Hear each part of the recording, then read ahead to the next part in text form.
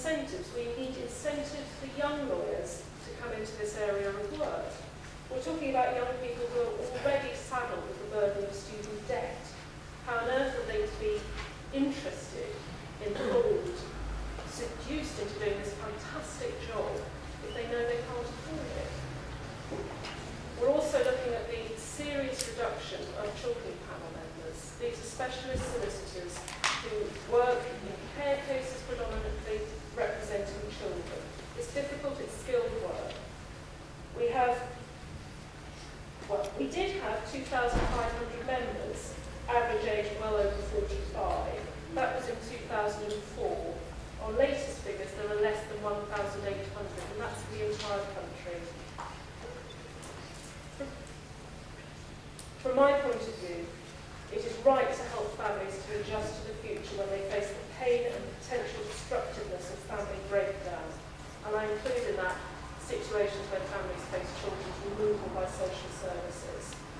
Above all, we need to help the most vulnerable, the children, survive and hopefully thrive at the end of this process.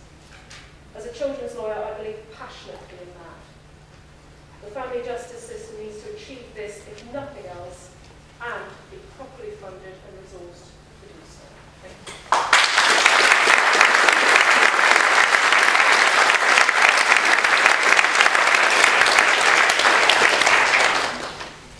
Thank you very much indeed for so passionate and measured presentation of the arguments why we do need to prioritise this kind of work if we want a just society, society that looks after its children.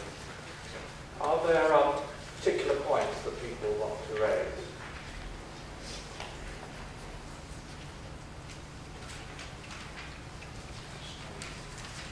Or are we all agreed?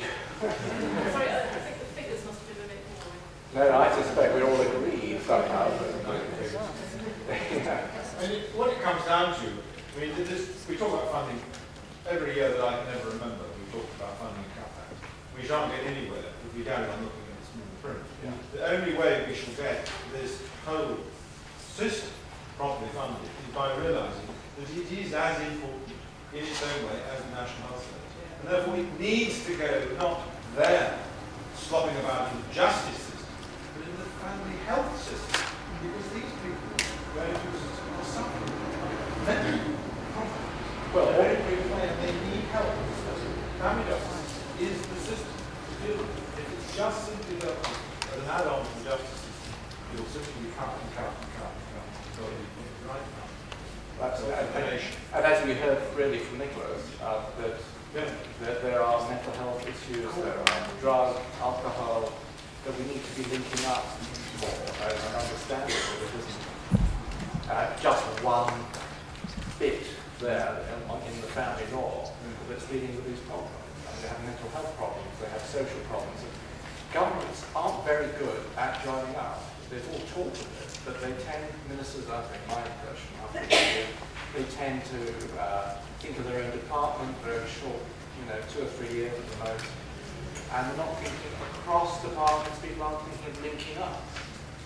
It's very difficult to get people to sit down, even today, to get people, it took me a lot of effort to get all of you to come here, to get different people talking to each other. And we have to, if we're really going to make an impact in the future.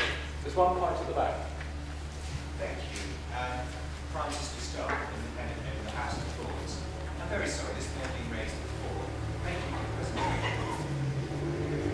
We were told that raising very significantly the cost of legal proceedings to take a child into care had the no local authorities have raised concerns that this raised the thresholds for children being taken into care.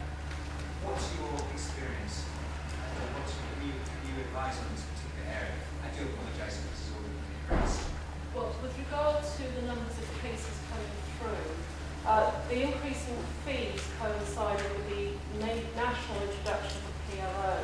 And I can't remember the figures, but I think it's something like a 25% drop in new cases coming through.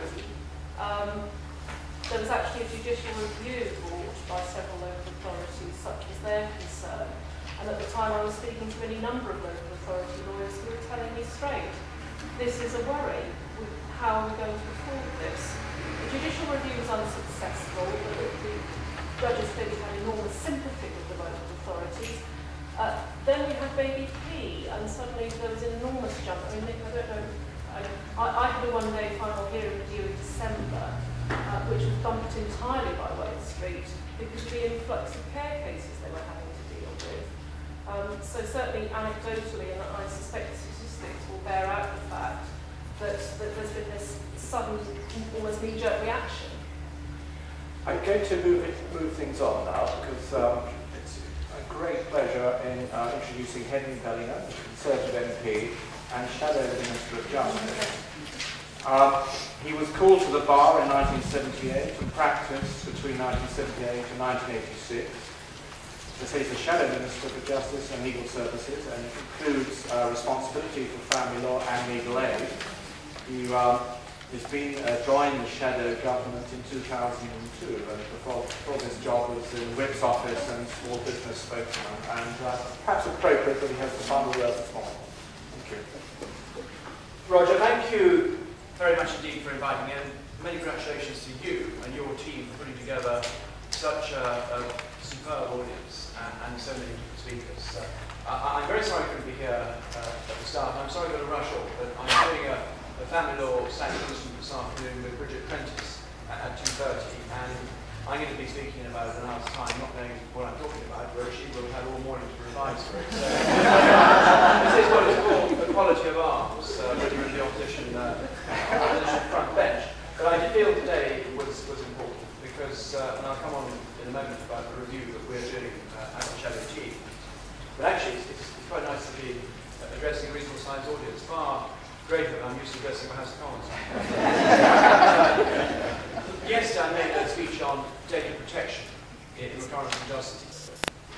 And I think opposite me were 5 Labour MPs, and they don't really care. We're spending 116 billion on data protection over the next 4 years.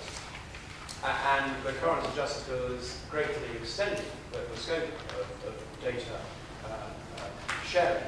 Although the government, to their credit, have dropped clause 154, which is good news, that's the data sharing clause. But it does give one some idea, I think, about how money is being poured down the drain. But it is certainly very good to be here, and I must say the lot of an opposition politician has, as probably Susan Kramer and John Helling told us this morning, has improved a little bit over the last year or so, but we've had a fairly tough time. In many ways. I turned up at a meeting about 4 years ago. It was actually a meeting I did for a friend of mine in another constituency, and he said, well, we're going to get quite a good turnout for you, Henry. And I said, yeah, tremendous, thank you very much. And after a long drive, I arrived in this village hall. I think there were about 6 or 7 people there, and he kept looking at his watch and waiting. And then he started talking about berating them and telling them, look, if more of you don't jolly well turn up, we'll never get a proper speaker. With the exception of myself, you've had some proper speakers. And he does actually, it's very important for me because we are carrying out a family law review at the moment. And if my comments are somewhat lightweight, it is entirely because we are going to be bringing out a green paper later this year, and we're currently in the process of gathering as much evidence as possible. We've had a number of evidence gathering sessions. We've looked in depth at transparency and openness in courts. We're looking at contact orders, the role of CAFCAS, the issue of shared parenting, or whether or not we should have a presumption in favour of shared parenting. We're looking at the role of grandparents, and next week we're looking at cohabitation and prenuptials. And the leader has asked me to do a green paper by the middle of this year, with a view to putting forward a number of policy options, which we will then incorporate in our manifesto. So we are open to ideas, and if anyone hasn't contacted